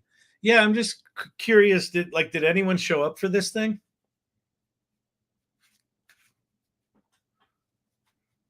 Oh, that's a great question. It's totally fair to wonder if anyone actually showed up. It's true. Sometimes these things can feel a bit like a tree falling in the woods, right?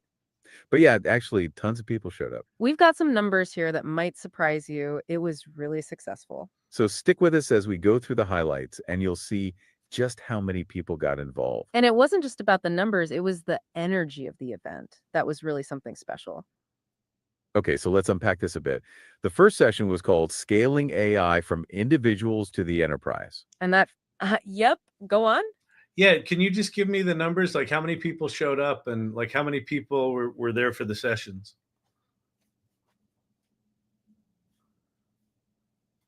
That's a great question, and it's really valid to want to know the specific numbers. Yeah, I get it. You want to know if it was a packed house or a quiet gathering? So the organizers actually mentioned that over 2,000 people registered for the event. Which is really impressive and speaks volumes to the interest in ethical AI. And while they didn't give exact numbers for each individual session, We it did Oh, actually. yeah. Uh-huh. Hey, so I heard that Cindy Kuhn actually spoke at this event. Is that true? And if so, what did she talk about? Yes, absolutely.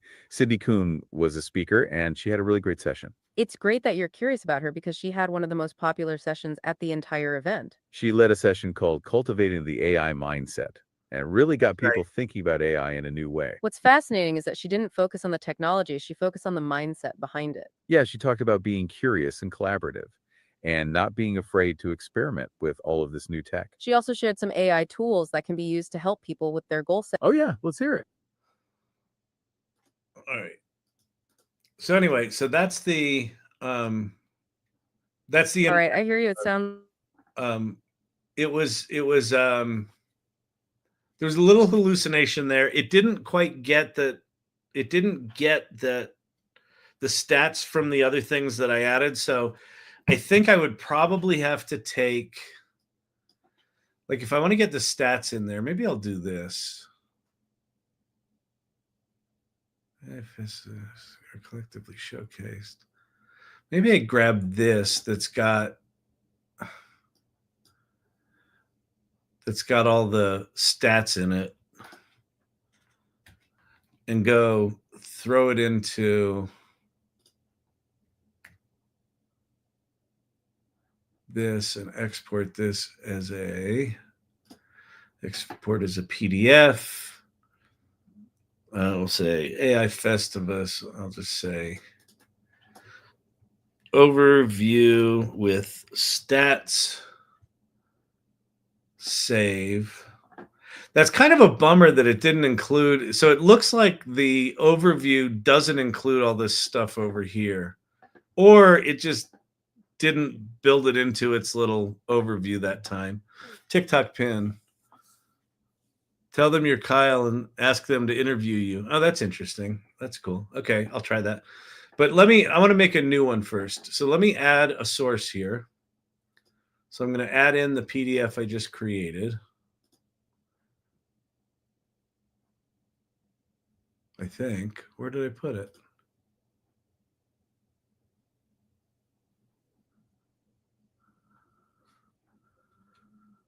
Where did I put it? Export as PDF. Desktop. AI Festivus stats.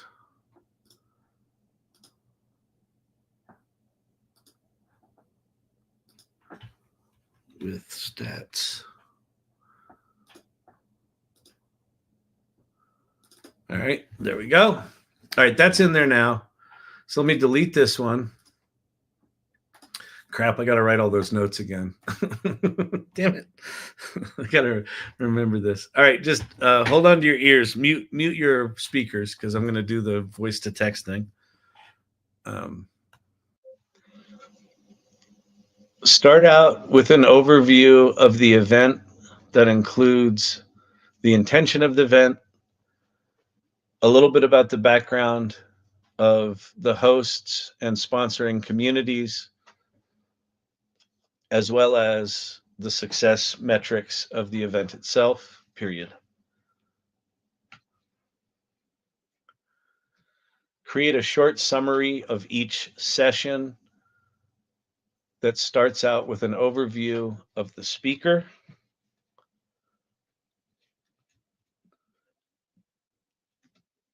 their background, and interesting highlights from their session, period.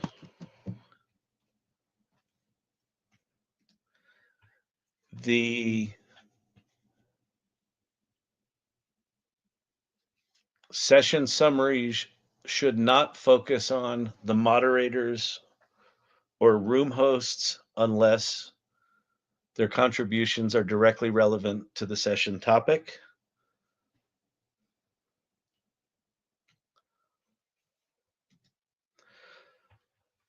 Do not mention that this is a collection of transcripts, but rather describe the event as if you spent 2 full days taking in the event, and even comment on your experience being part of something like this, period.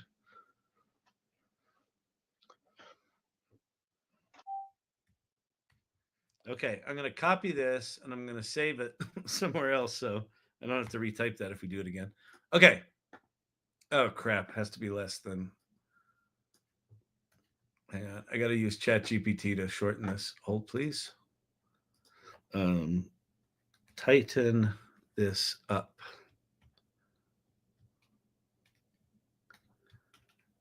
It needs to be less characters.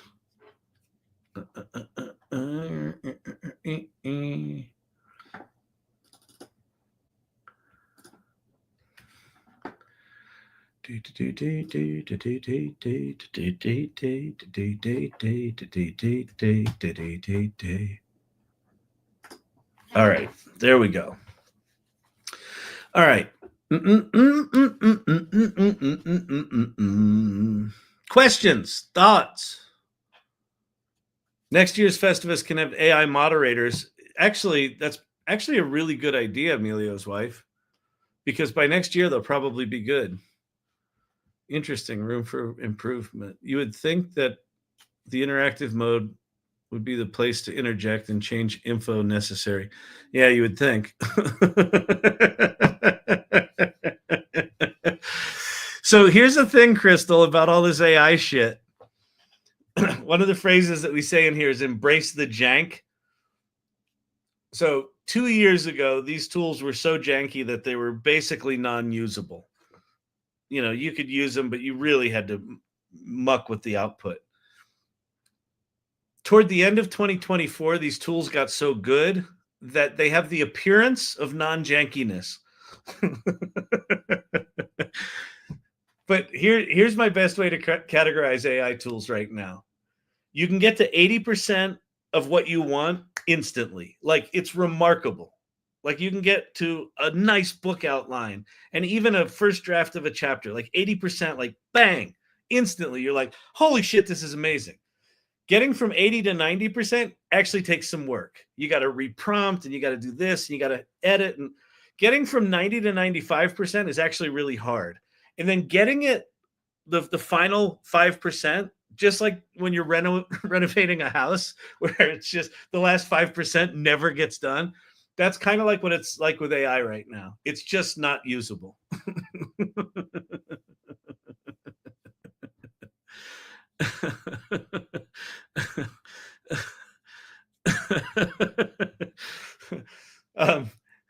Brandon just put AI moderators will quit if they ask if the AI Festivus is being recorded for the 800th time. Poor Vicky. Vicky is the community manager of the AI Salon, and she fielded all of the questions of every single person going, is this being recorded? When are the recordings going to be available? I missed a session. Is this going to be recorded? Can I see a recording? Emilio's wife, tell them, oh, you're Kyle, but wait and see if they want to interview me. Okay, I'll do that. Let's see what it does. Crystal's new and hasn't seen the janky. Oh, you will. So you won't see the janky initially. It's fascinating, especially if you're good. If you're a good human communicator, like if you're good at talking to people, and you just talk to the AI, whether it's an image generation tool or ChatGPT or Notebook LM, and you just have like a good back and forth conversation with it, you will get really good results. It's when you want to do something specific where it'll get it like 80 or 90% there, where you're like, oh, that's great. Oh, this one sentence. And then you try to get it to fix that sentence and it fucks everything else up. And then you're like, wait, but well, I want a part of this and a part of that, but now this is right, but that's wrong. And it's just this never ending back and forth. And what you end up with is every single AI project is essentially just a Frankenstein monstrosity of piece parts that it got some part of right. And then, you're gluing them together with your actual human words. it's fucking wild. Yeah, like adversarial prompts are really good. Yeah, like, no, that sucks. Don't do it that way. I don't like that. Make it less words, make it less wordy, make it more wordy, make it flowery. Don't make it flowery. All that sort of stuff's brilliant. The more context it has, the better it gets. All right, here we go again. Welcome to our deep dive into AI Festivus 2024. Yeah, it was a 2-day online event It really felt like a global pep rally for AI enthusiasts. and curious minds alike. It really was a global gathering. People were tuning in from all over Algeria, Australia. you name it. And what really stood out Was the focus on accessibility? making AI understandable and approachable. Even if you aren't a tech expert. Right. It wasn't The about complex algorithm. or coding jargon, It was about the human side of AI, how it's impacting our lives, its ethical implications. and how we can all be a part of shaping its future. And speaking of accessibility, The event was completely free, which is a testament to the organizers' commitment. to making AI knowledge inclusive. Absolutely. And it was a huge success. I mean, the event drew a massive online. This is one of the things that this feature will sometimes do, is what it's doing right now, where they're kind of each finishing each other's sentences, but it's like it's totally mechanical. It's like every other line. It's very annoying.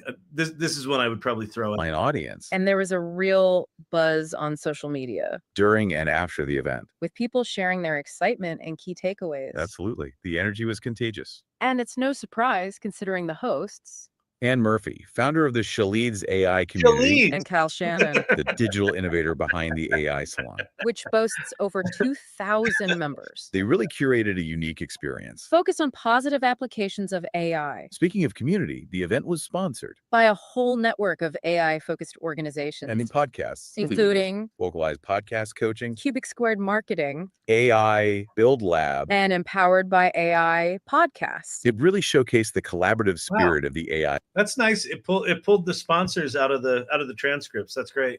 world. It did, Okay, so let's dive into the sessions. right? Day one kicked off with Scaling AI from Individuals to the Enterprise. This panel discussion featured Jessica Reha. a prominent AI thought leader, All right, because I actually want to use this. I'm going to redo it. Copy. All right, let's see. Go delete, customize, paste. All right, start out with an overview of the event that includes how popular it was and the stats, the attendance stats, the intention of the event, and a little bit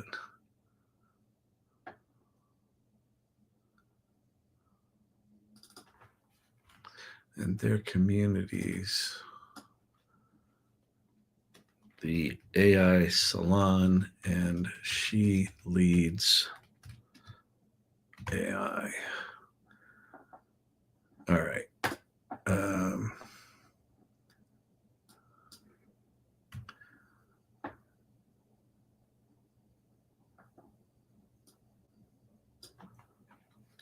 Give an overview.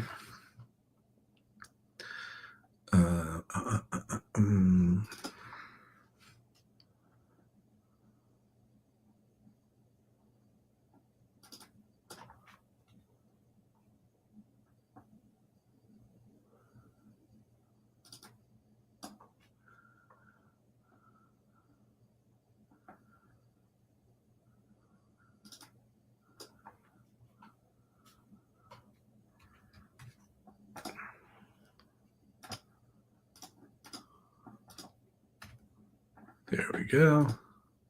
Got to be less than 500 characters. Damn it. Hang on.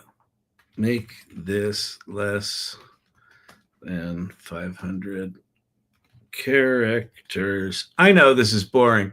I've said this before. When you actually want to do something that's usable, it doesn't make for good.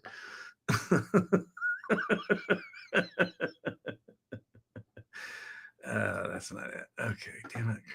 Let's create short summary of each session, highlights from their session, and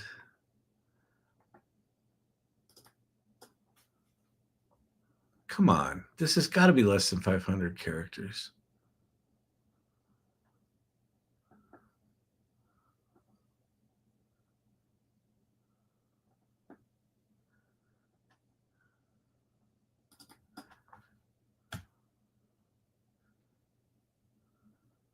What? I don't get it. I don't get it.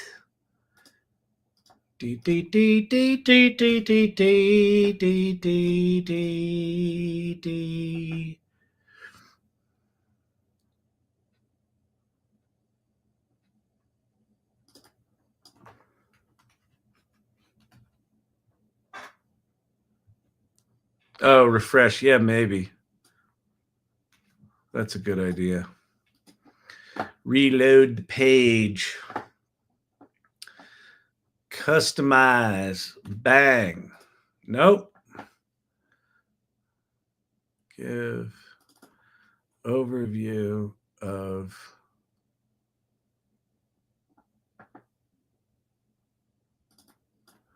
that includes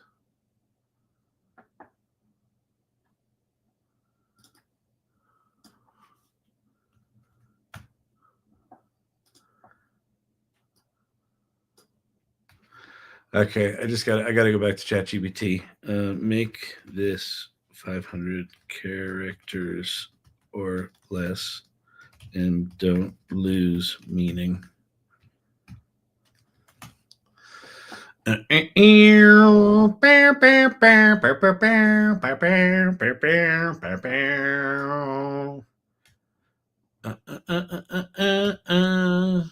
Provide an overview, include attendance stats, purpose, and summarize.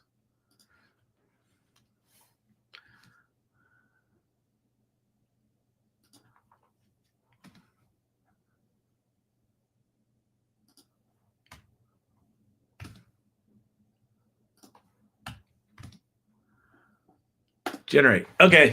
Good Lord. God, Lordy, Lordy, Lordy. I was thinking these two have gotten really cozy since their last show. Is something afoot. If people watched me do AI work, it would be me cursing at numbers. They would die of boredom. Pate. So, Pate Motter, who's here, Dr. Pate Motter, which I realized, Pate, on your session, we didn't put Dr. Pate Motter in front of your name. So my apologies for that, because that's shitty, because he's a real doctor. He's a PhD. Anyway, Pate did this really cool session where he built us a Google Colab notebook, which if you don't know what that is, it's basically like a Jupyter notebook. Think of it like he took the time to write some code that does a bunch of cool stuff, and all you have to do is hit play buttons, but you can go in and you can modify the code. And he created this whole thing where you can go in and muck with the code, and he explains what the code does. And it explains how large language models work. And it actually visualized how a large language model breaks the English language, like a paragraph, into tokens, into the individual piece parts that make up words and punctuation and all that sort of stuff. And then it shows how it turns that into just mathematical, like numerical sequences. And when it's doing all of what it's doing, it's literally it's like the Matrix, right? You see all those numbers falling? It's just dealing with math, man. It's just math up in the fucking latent space doing its thing. And then it comes out like it comes out. It's absolutely remarkable. Oh, man. I don't care. Nobody calls me doctor. Okay, good. I felt bad after the fact because someone pointed it out. Serena pointed it out. Emilio's wife pointed it out, and she sent me an email that I didn't see until after the event. It said important. It was like all caps. Pate Mater is a doctor. So Serena had your back. So, what are you gonna do? We put the whole thing together in 15 days. So, all right, we'll let this thing generate and we'll see if it got any better. If not, then I'll just bail on it. But hopefully you learned a little bit about what Notebook LM is. It's pretty remarkable. Oh, did we? Oh, let's go back while it's generating that thing. Let's go back here and go. Give me the top 10 tips you think the participants of this event would give to someone new to AI if they want to be, in quote marks, AI ready. Okay, tomorrow at 11 a.m. Mountain Time, 10 a.m. Pacific, 1 p.m. Eastern, Ann Murphy and I, who co-hosted AI Festivus, we're going to be on a live stream. I'm going to go on AI Learning Lab, so we'll have kind of the back scenes thing like we do here on TikTok, and then it'll be live on LinkedIn, and I'm pretty sure YouTube. So if you go to my LinkedIn channel, and also somewhere in the YouTube comments, Vicky posted the URL for it. But my LinkedIn channel is Kyle Shannon, at Kyle Shannon on LinkedIn. You can find me there. And what Ann and I are putting together, we're going to launch it February 1st, is we're putting together an AI Readiness Certification based on AI Festivus. What we realized, one, was that people wanted this. They wanted, like, can this be a certified thing? And we're like, well, it isn't. Like, we just threw it together in 2 days. But there is a bunch of stuff there that we're going to turn into a certification program. So we're going to do an AMA about that tomorrow at 11 a.m. Mountain, 10 Pacific, 1 Eastern.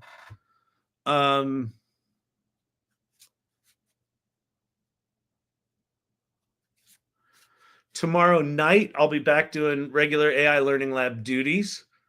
If you're on YouTube right now, or if you could go to YouTube and subscribe, I'm trying to get to 1,000 subscribers. The good news is I cracked 700. The bad news is I haven't cracked 800. So it's going slow. So I need subscribers on YouTube. So the YouTube channel is Learning Lab -AI on YouTube. And go subscribe to that. And then that way, if the TikTok thing goes away, hopefully I'm at 1,000 before TikTok goes away. It looks like they might do some sort of last minute something or other for that.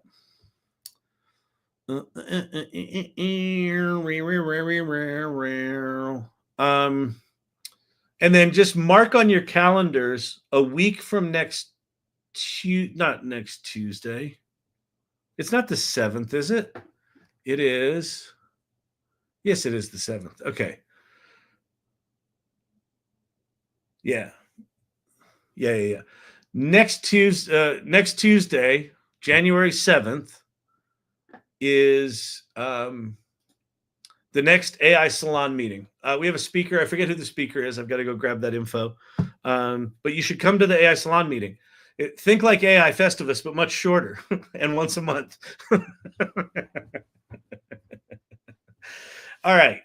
So we got that. Let's go see what the top 10 tips were.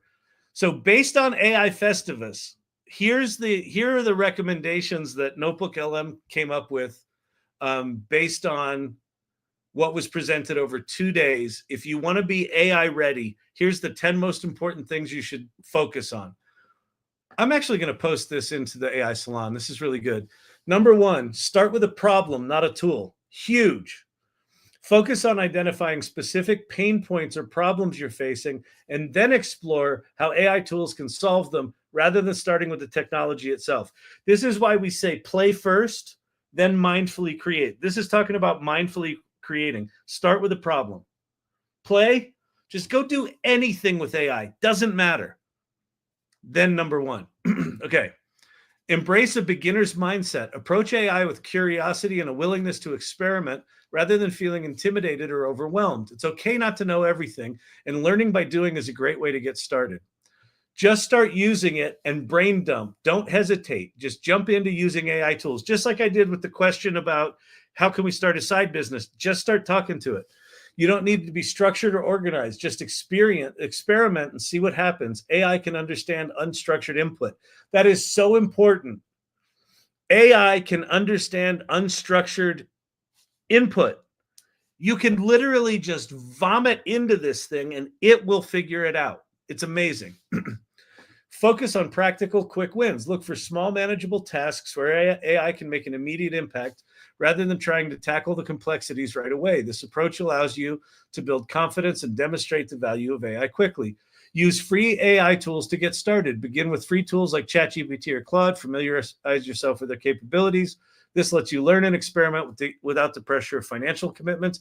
I also would say don't buy any annual subscriptions right now. Just do month to month. Leverage AI to enhance your zone of genius. Brilliant. Identify your existing strengths and areas of experience and explore how AI can help elevate them. Love that. Be aware of data privacy and security. Understand the importance of cyber hygiene and data security when using AI. Avoid putting sensitive information into public AI tools. Redact personal and proprietary information. Great. Love it. Build your AI intuition. Focus on understanding how to interact with AI tools and prompt engineering. Start by learning the fundamentals like understanding the tools and how to ask questions or give directions. Build community. Love this. Join communities like the AI Salon or She Leads AI to learn from others, to share your experiences. Collaboration and connection can provide support and insights. Focused on your adaptability quotient and emotional quotient. Adnan and Brian are going to be thrilled with this one. That's from their session, from their new book.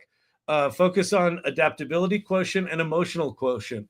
As AI leads to rapid change, focus on developing adaptability and emotional intelligence in yourself and your teams, as well as technical skills. Fucking brilliant. This is great. So I'm going to go share this over on AI Salon. It's French, bitch.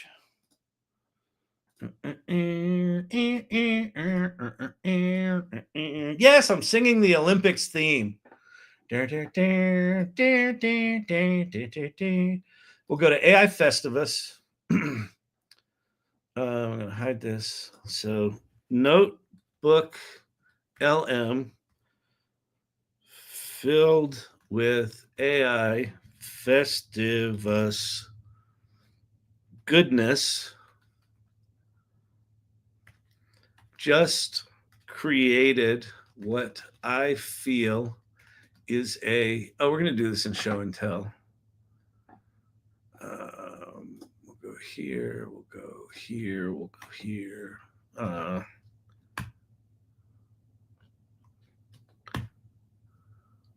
Hang on a sec. The copy and paste out of these tools is really bad, unfortunately. Let's see.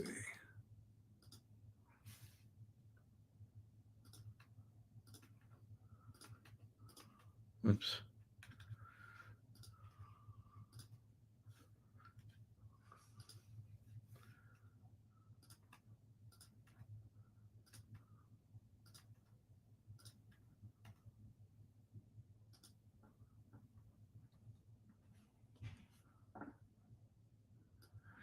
Go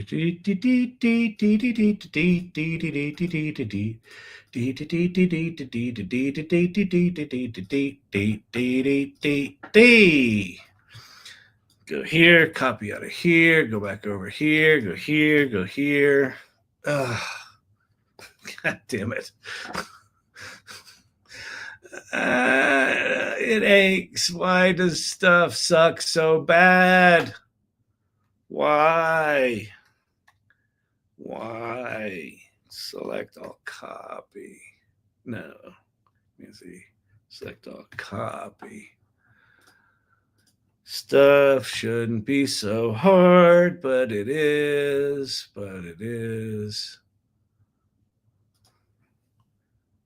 Ding, ding, ding, ding. Oh my God.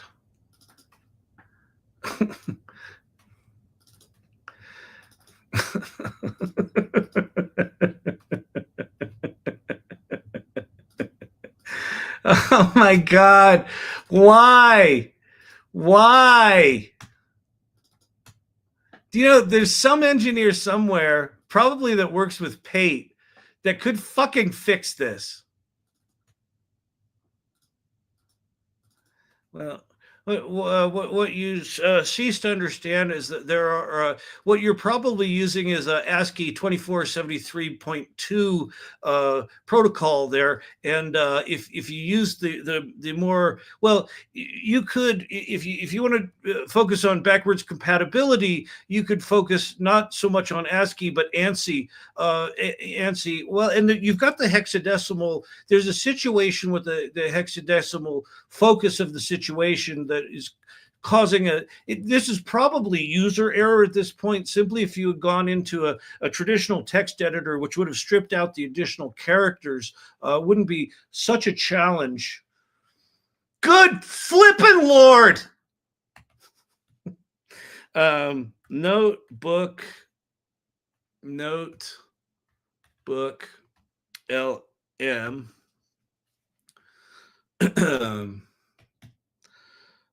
made this AI readiness list, and I think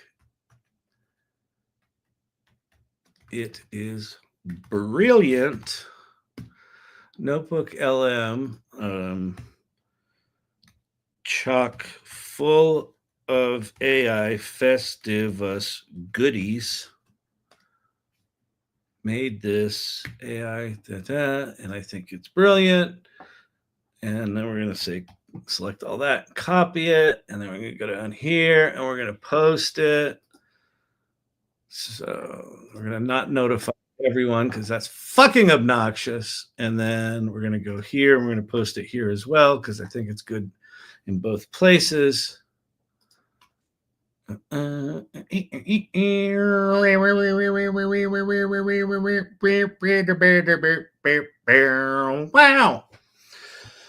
All right. There you go. There you have it, people. All right. And put ourselves out of a job. We got to keep things semi-broken. Exactly.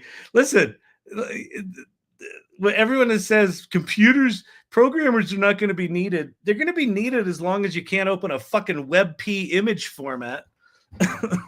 You remember the show Sybil? Kyle's the poster child.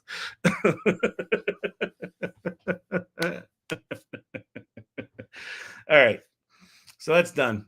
All right, let's get out of here. Let's get the fuck out of here, people. What am I doing with your lives? Happy New Year. Come back here tomorrow. Come hang out tomorrow at 11 a.m. Mountain Time, 10 a.m. Pacific, 1 p.m. Eastern, and learn about the new AI Readiness certification that we are putting together. We're working with Vicky and Ann, and I are gonna smash that thing into some semblance of order, and it should be really good. It was actually a really good experiment tonight working with Notebook LM because it's these tools are just staggeringly good. All right, I think I've covered everything. I'm going to get out of here. Thank you all so much. Thank you for the entertainment and knowledge. The entertainment, a little weak. Knowledge, thin and thinner. Except for me, Tubby McTubbington. All right, peace out, everyone. I'll see you later.